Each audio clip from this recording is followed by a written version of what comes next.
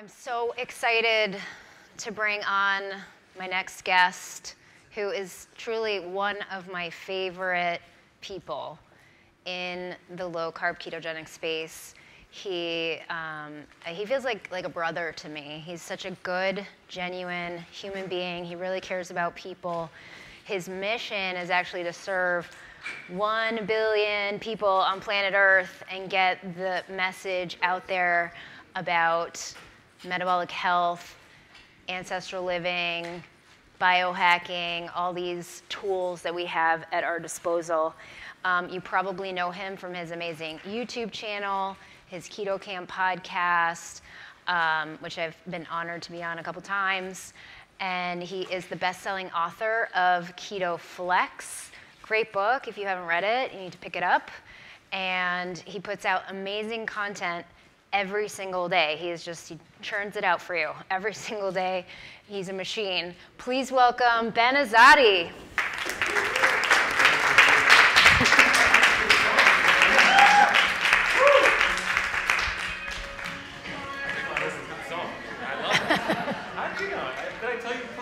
Yeah. Oh, okay. I didn't realize. How did you know I love the Killers? My name is Ben, and I'm your friend. And I'm so grateful to be with you today. First of all, I want to acknowledge Christina, Wendy, the staff, everything that went on. Let's give them a big round of applause. I mean, it's a lot. Thank you. And I have 30 minutes to go through a lot of slides. And so get your cameras ready. But if you want my slides, you probably are going to want them because I'm going to go through them pretty fast. Just email me, support@ketokamp.com, Kamp with a K, and my assistant Alina will just give you all the slides in case it's too fast for you. So tapping into the innate intelligence. There is a wisdom inside of your beautiful human bodies. And if we harness this intelligence, it really puts us in control of a lot of things and helps the body heal. And you've learned a lot about that from amazing speakers throughout the weekend. So I want you to do this. Stand up if you've ever been impacted, affected by cancer and or heart disease personally, or you know somebody, and stay standing for a second and do me a favor and just look around the room. 95%, you can sit down, 95% plus. And it's interesting because every time I do this, and I've done it several times, at least 90% of the room stands up. So we know we have a problem, and we've gotten some really great speakers that have come on stage already that have demonstrated what the problems are. And we're closing out the conference here with myself. After me is my mentor, Dr. Daniel Pompa, and then after him is Dr. Mindy Pels. And we all work together. We're part of a platinum program, Health Centers of the Future. And what we did is we actually put our minds together, our hearts together, our brains together, and we made our presentations go right into each other so it could benefit you all. So the next 3 presentations, including mine, is going to build off of each other. So I'm personally excited to finish up here and then sit down and watch the other 2 speakers. It's going to be awesome. All right, so let's talk about the stats. Some of these have been stated already, and that's according to the CDC, cancer.org, if you want to believe those stats. But it's 1 in 3 women are diagnosed with cancer, 1 in 2 men. Dr. Tomas made a good point of that. At least 60% of Americans are diabetic or pre-diabetic. I would argue it's much higher. People are just not testing. They have no idea. And by 2032, it's predicted that 1 in 2 children will be born in the autism spectrum. That's the projection right now. It's in about 10 years. Harvard put out an article last year. By the year 2030, it's predicted that about 50% of American adults will be classified as obese. Not just overweight, but actually obese. So what's the problem here? A patient in the hospital going through chemotherapy gets fed some food that looks like this. And you would look at that food and say, wait, and if we had an ingredients list, we would see a lot of things we couldn't even pronounce, and it would take me like an hour to probably get through one product. Isn't this the same food that can potentially contribute to the growth of cancer, to inflammation that landed that person there in the first place? Yet the nurse walks in and presents them with this food, and it's really Frankenfood from these Frankenfood mafias, and Nina did a great job showing the corruption. But then we also have fast food restaurants like McDonald's and Burger King and Wendy's inside of the hospitals. Doctors take breaks from work going to eat. Their patients go take breaks from treatment to go and eat fast food. And that food is what led to them being there in the first place. And I was telling Dr. Tomas that me and my friend Jeremy Abramson thinking about going into some hospitals in Miami and recording some content. But I don't know if we'll get into trouble doing that. But it's a thought. Maybe, maybe. Human beings are the only species smart enough to create their own food and dumb enough to actually eat it. I mean, ain't it the truth, right? So let's talk about symptom chasing versus root cause. A lot of the speakers have really nailed this, and I'm just going to build upon that. But imagine this scenario. And this is not anybody in here, but imagine a friend of yours did this. Last night they had an entire pizza, an entire pineapple, 2 slices of cheesecake, spaghetti and meatballs, 200 prunes, 50 strawberries, a pound of cheese, and maybe we'll have some sauerkraut as well. So she wakes up this morning, and she feels awful. She's got acid reflux, constipation, stomach pain, and she's like, I have all these symptoms, I'm going to call my doctor. So she makes an appointment with her doctor, and she explains all these symptoms. I'm dealing with X, Y, Z. The doctor's listening to her, and the doctor says, no worries. Here's a prescription for an anti-flatulence, antacid, and 5 other medications, and she goes on her way to take those medicines. But those symptoms that she was experiencing, symptoms that we all experience, and many of us might be experiencing right now that we're taking care of, are those symptoms the problem? Or are those symptoms feedback mechanisms from the innate intelligence to show you something is wrong? Let's go back to homeostasis. If that doctor would have just asked the question, what did you eat last night? There would have been a whole different solution than writing 5 prescriptions, because the doctor could have just said, well, don't eat all that food. That's why you're feeling like that. That was the cause. Symptoms are actually a blessing and a gift. And me and Mindy talk about this all the time. Where is Mindy? Oh, yeah, there she is. Me and Mindy talk about this all the time. Symptoms are a gift from your beautiful innate intelligence. It's not the problem. If you know my story, I used to be obese and suicidal. I never had a weight problem. Sorry to tell you, you've never had a weight problem. It's a weight symptom. Like Tro said, calorie counting, chasing symptoms. But what's the root cause? If we just chase symptoms and not get to the root cause, we're going to drive ourselves crazy, and it's going to be almost impossible to heal ourselves. Because when you are driving down the highway and you're on a road trip and the check engine light comes on, thank God for that light. It's the intelligence of the vehicle showing you something's wrong with this vehicle. Pull it over, open up the hood, let's find out what's wrong. You don't just mask it up and keep driving. That'll lead to a problem, right? That's what we do in allopathic medicine with chasing symptoms. So that's why I love this quote by Alvin Toffler. The illiterate of the 21st century will not be those who cannot read and write, but those who cannot learn, unlearn, and then relearn.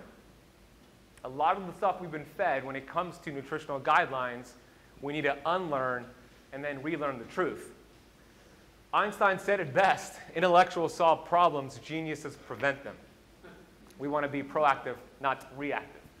And that's why I love this group, and I love Christina, and I love the Keto Symposium, and thank God we pulled it off here today, because you all are 3%ers. And that's only 3% of the population looking for a lifestyle change. Now, many of the people we love and friends and family members might be on that left side, and our goal is to inspire them to get on the right side. But the 97% of the population, they're looking for shortcuts and Band-Aids, pills, potions, surgeries, fad diets, calorie counting. And they're chasing symptoms. 3%ers like Callie, who's in my Keto Kamp Academy, and all the examples you showed in your Cancer Revolution film, and all of you in here, 3%ers get diagnosed with a terminal illness. Their doctor says, hey, you got cancer. You've got 5 months to live. But a 3%er has a different philosophy than a victim mindset. A 3%er will look at their doctor and say, actually, your ability to help me is terminal, and they go on to heal themselves. How many of you are 3%ers? Put your hand up. Of course you are. It's Saturday in New York City, and you're here learning about keto and health. Let's talk about the innate intelligence. It is that wisdom that I mentioned at the beginning inside of your body. For many years, scientists believed that it was your DNA nucleus that runs the show. If you have cancer, that runs in the family. It's just a matter of time before you just become another statistic. If you have diabetes, if you have autoimmune, those are the genes you were dealt, nothing you can do about it. It's a very victim mindset. And we believe that to be true for many, many years. But then a gentleman came on the scene named Dr. Bruce Lipton, cell biologist, who wrote The Biology of Belief, and he wanted to challenge the premise that your destiny is dictated by your genes. So what did he do?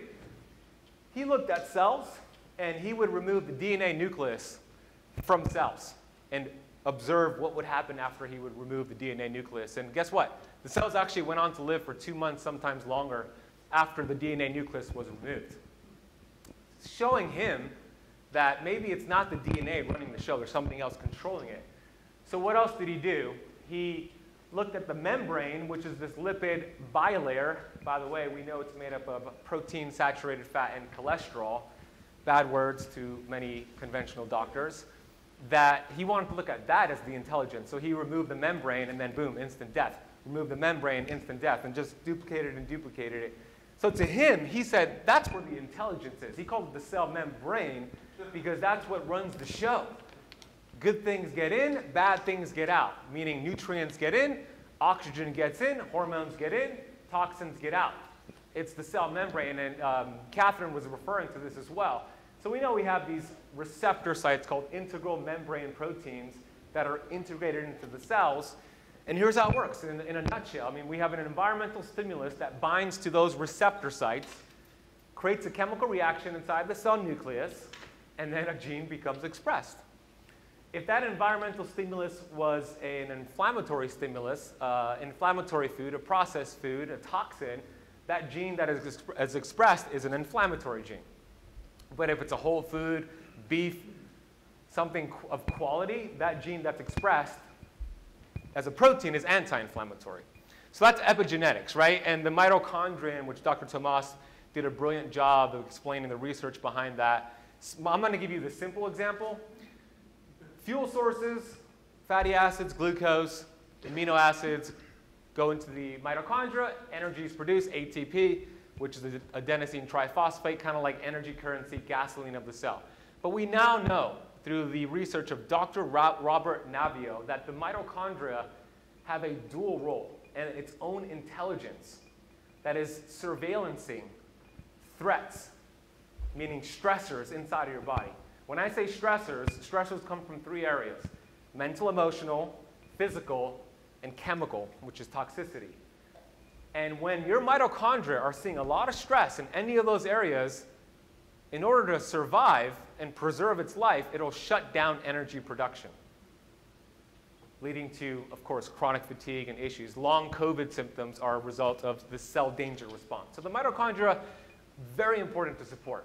And we know it's estimated by the age of 70% of mitochondria is actually lost. So what can we do? Can we use ketones or glucose to support the mitochondria? How does that result in a beneficial response or a negative response? Well, here's the difference in the image. Would you rather use this car on the left that's beat up or this badass car on the right? I would choose the one on the right, but let's explain why.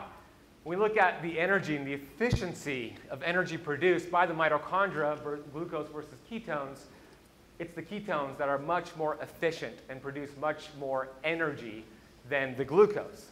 And that's because of the mitogenesis. That's because of the clean energy efficiency of ketones and how it works as a signaling molecule to communicate with the mitochondria. So I want you to think of a cell, or the mitochondria, using glucose as one firefighter that has to keep up with an entire building that's on fire. There's no way this firefighter could keep up with all that smoke, reactive oxygen species that's taking place. But when your cells are using ketones, when your mitochondria are using ketones, it's like having a firefighter, a set of firefighters on call 24/7, ready to put out any fires, any smoke that turns up. So that's why you look at study after study. And I don't really have enough time to go and dissect all these studies, but you can look them up yourself. Ketones extend lifespan in mice and humans. This was a study that was duplicated as well. And this is an analogy that I love from Dr. Stephen Gundry, who I interviewed on my Keto Kamp podcast. Because you would think the more energy that's produced, the more reactive oxygen species, which could be a bad thing. But there's a process called mitochondrial uncoupling. And the analogy is this: a pressure cooker. You have all this smoke built up in a pressure cooker. What happens? You have a release valve that helps get rid of any excess steam. It's kind of what's happening at a cellular level with ketones and when ketones are communicating with your mitochondria. So you have a process where you're creating more efficient energy with ketosis and less free radicals. Sounds like a win-win to me. The ketogenic diet is all the craze these days. Rightfully so. Using keto could be a powerful way to achieve extraordinary health results. And if you're interested in keto, but just so confused by all the information out there, you're gonna wanna watch this video. If we're just meeting, my name is Ben Azadi. I'm the best-selling author of 4 books, including my recent book, the best-selling Keto Flex book. And I'm excited to share with you about a new 7-day Keto Kickstart Challenge where I'm going to reveal my 4-pillar framework to achieving long-term results with keto and fasting. This 7-day challenge is 100% completely free. Me and the Keto Kamp team are going to teach you the blueprint that we've used to apply to thousands of our clients for amazing results. There's a lot of information out there, and it's enough to leave you confused, conflicted, and paralyzed with your thought process. What we're gonna do is take all that clutter and cut through the noise and give you a simple step-by-step 4-pillar framework so you could achieve extraordinary results with your health. I really want this to be your healthiest and best year ever, and this challenge is going to help you accomplish that. So what I want you to do is click the link around this video here, learn more about this 7-day Keto Kickstart Challenge, get signed up, and we'll see you in the 7-day Keto Kickstart Challenge. So do you want McLovin protecting your cells, or do you want the Secret Service protecting your cells? McLovin is cool and all, but I would choose the Secret Service for my cells. Robert mentioned this: breast milk has saturated fat and cholesterol, and yeah, there's some sugar in it, but the baby is so efficient at using that sugar, it goes in and out of ketosis. We are born into ketosis. Burning fat is our primal birthright. This is a great quote from Henderson. Throughout much of human evolution, ketosis likely served as a valuable survival mechanism to fuel brain metabolism during times of food scarcity. Hence, in some ways, the modern diet can be considered keto deficient. Let's revisit this for a second. Cynthia Thurlow mentioned the study. University of North Carolina, Chapel Hill. They found that only 12% of American adults are healthy before COVID. As Cynthia mentioned, it's probably worse than that. I'm going to rewrite the study and say 88% of American adults are in a keto deficiency. Okay? They really need keto. And what's happening is they're never tapping into their body fat. They're stuck as sugar burners. It's highly inflammatory, and it's leading to all these symptoms. But those symptoms are not the problem. They are a result of the problem. Keto is not a fad diet. There's nothing new about keto. It's just nuanced, or maybe new to some of your friends and family. It's been around since the dawn of humankind. Same thing with fasting, and Mindy's going to talk all about that. The real fad diet is the standard American diet. Would you agree? Yes. That's the new kid on the block that's destroying people's health. There's nothing new about keto. Keto is a metabolic process, like Robert was saying. So I'm going to now dive into this part. What to do if keto is not working for you right now? What are some things we can do to fine-tune this ketogenic lifestyle so we can enhance your results? Whether you're brand new to keto or you've been doing it for years and your results kind of have slowed down a little bit, this is going to be for you here. So let's get right into it. I interviewed 2 people on my Keto Kamp podcast. Dr. Kate Shanahan, nutritionist for the Los Angeles Lakers when Kobe Bryant used to play there. She wrote the book Deep Nutrition, Fat Burn Fix, medical doctor, good friend of mine. And I interviewed MIT researcher named Brian Peskin. And I asked them both this question: what's worse, 2 packs of cigarettes each day or cooked vegetable oils? And Brian Peskin, being a really brilliant mind who's read thousands and thousands of studies on seed oils, vegetable oils, PUFAs, I asked him the question first, and he said, well, Ben, if somebody smoked 2 packs of cigarettes every day, the chances of them developing lung cancer within those 28 years is about 16%, right? Then he said, if somebody ate vegetable oils, the chances of them getting any cancer, so it's a little bit of a different scenario, but any cancer and or heart disease in 28 years is about 86%. That's just one man's research, right? I told Dr. Kay Shanahan, I gave her these exact stats, and I said, what do you think about that number, 86%? Do you think Peskin is accurate there? And you know what she told me?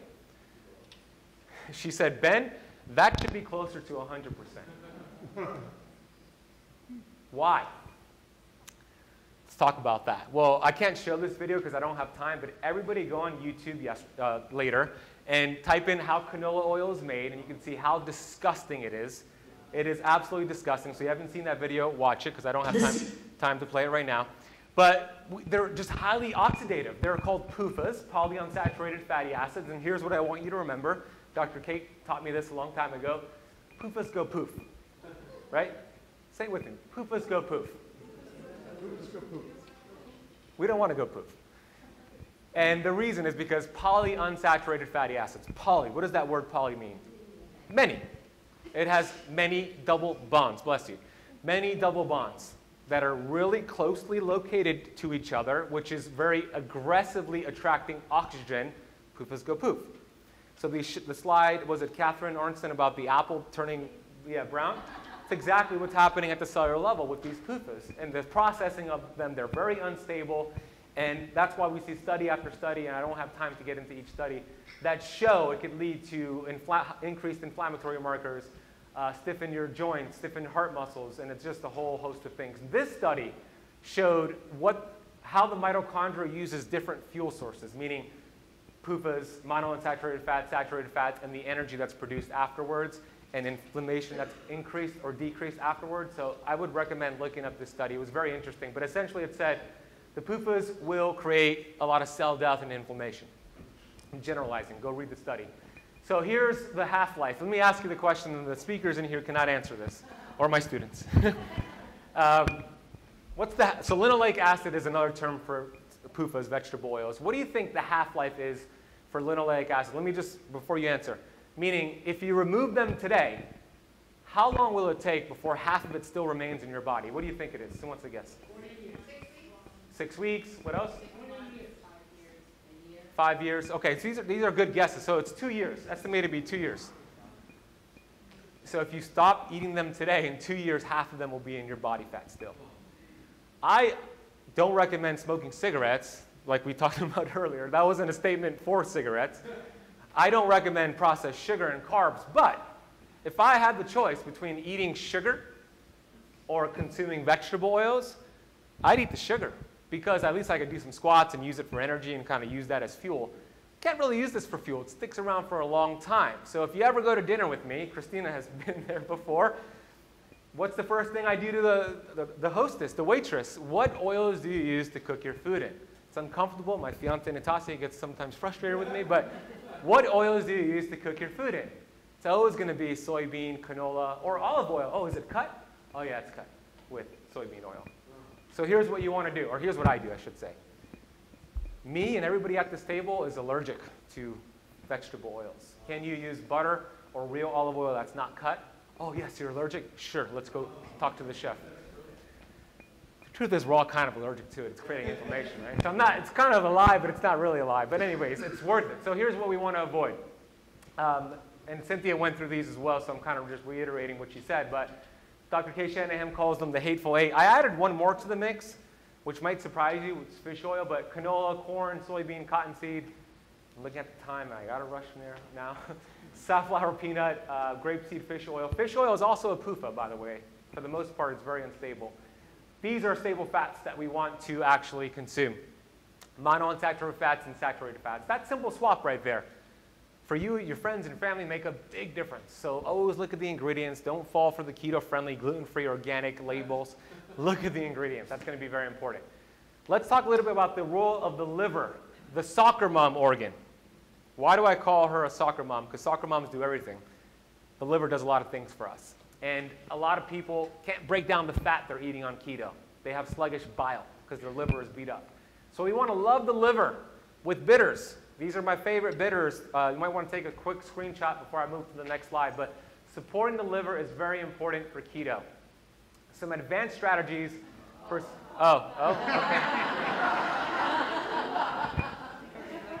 I got 7 minutes and 50 seconds. You said to take a picture. I know, and I have like 100 slides left. Okay. Additional ways to support the liver. Coffee enemas. Did you say no? Castor oil packs. PC pushes, which is phosphatidylcholine, which, by the way, is an omega-6 fat, but it's an unadulterated omega-6 fat. So there's a difference between rancid omega-6 fats and actually quality omega-6 fats. I don't want to throw the baby out with the bathwater. That's actually a quality omega-6 fat.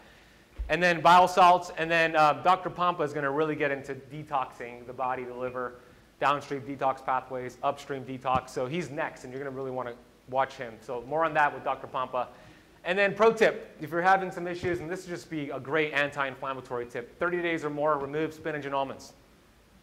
Just because they tend to have higher oxalates, which can be inflammatory for some people, especially if you have leaky gut. So switch over to these and these. I know I'm going fast, but support at ketokamp.com for my slides. Cow dairy. Cow dairy. So you want to swap out cow dairy, at least for a little bit, and see how your body adapts to that, or maybe even check inflammatory markers. And swap to macadamia, goat, sheep, coconut. You know, the cool thing about sheep and goat dairy, 30% of it is medium chain fats, which actually could help you bump up ketone production, which is great. Not that the goal is to chase ketones, but if you're having trouble getting ketones up, that could be a good tip for you. Other hidden sources of inflammation on keto, corn and soy, burning your meat, farmed fish, nightshades, and legumes, such as peanut butter and hummus. Those are legumes, even though I love peanut butter. Peanut butter does not love me, though. And then sweeteners. We want to avoid these sweeteners, especially sucralose and aspartame, which are the most common, and swap to, I don't have time to go through these. We want to swap to these healthier ones right here. But here's something that's important to Tro's lecture. We don't want to trade a sugar addiction for a monk fruit addiction or a stevia addiction. We want to know ourselves, right? So that's very important. Just because I'm saying this is a healthier option doesn't mean it might be healthy for somebody who has an addiction. That's very important. 3 scientifically proven ways. If you're having trouble burning fat and producing ketones, here are 3 proven ways to do so. Number 1, C8-MCT oil, which is caprylic acid. It's probably the most researched one for ketone production. Those are 3 studies. So maybe a tablespoon or 2 of that. Maybe go low and slow. For some people, it could create some stomach distress. And then caffeine. This study showed it actually helped raise free plasma fatty acids. So you could combine the MCT oil with the coffee. Boom. And then my favorite way, and Dr. Mindy Powell's favorite way, is going to be intermittent fasting. So I'm going to let her dive deep into that after Dr. Pampa. But that's going to be the third and probably the best way to get ketones going and burning body fat. If you want to learn more about how I teach keto, my Instagram is @thebenazadi, and you can just DM me with the word energy, and I'll share a little bit about it. How many? So we have 2 from the academy, Neil 3. How many are on the Keto Camp Academy here? So 1, 2, 3, and then Neil, there 4. Okay, yeah. So you can learn more about what I do with them.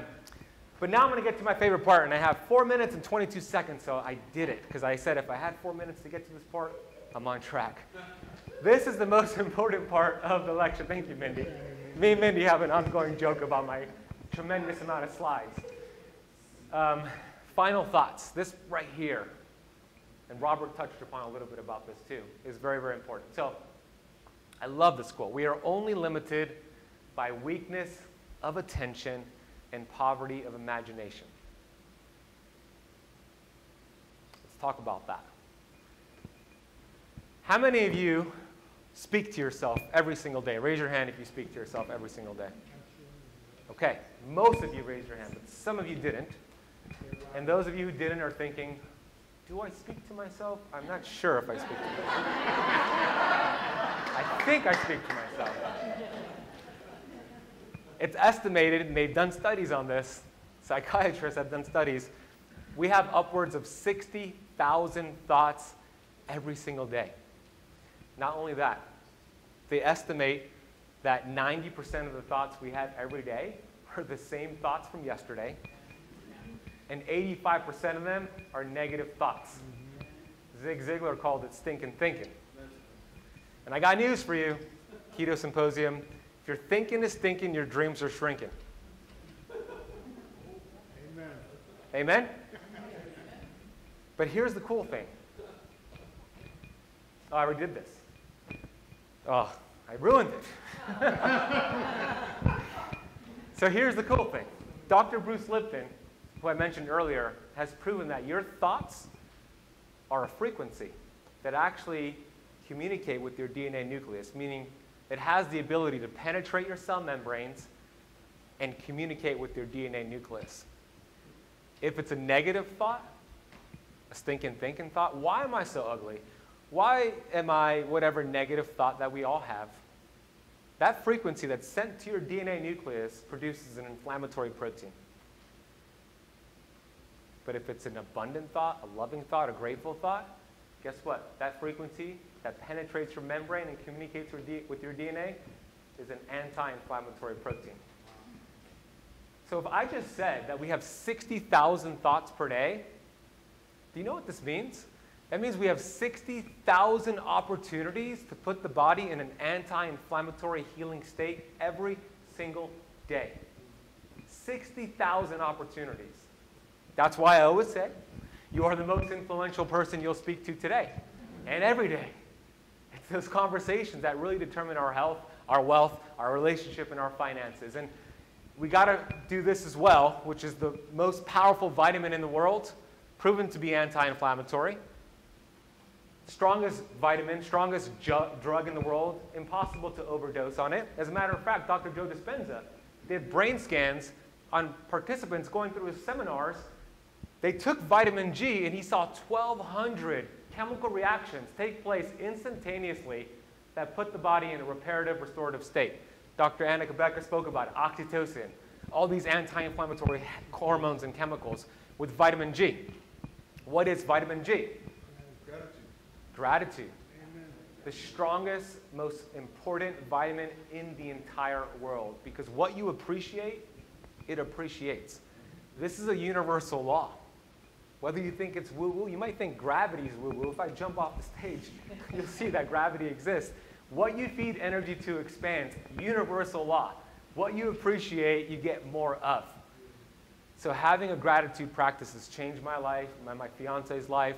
This morning in the hotel, I'm writing down gratitude.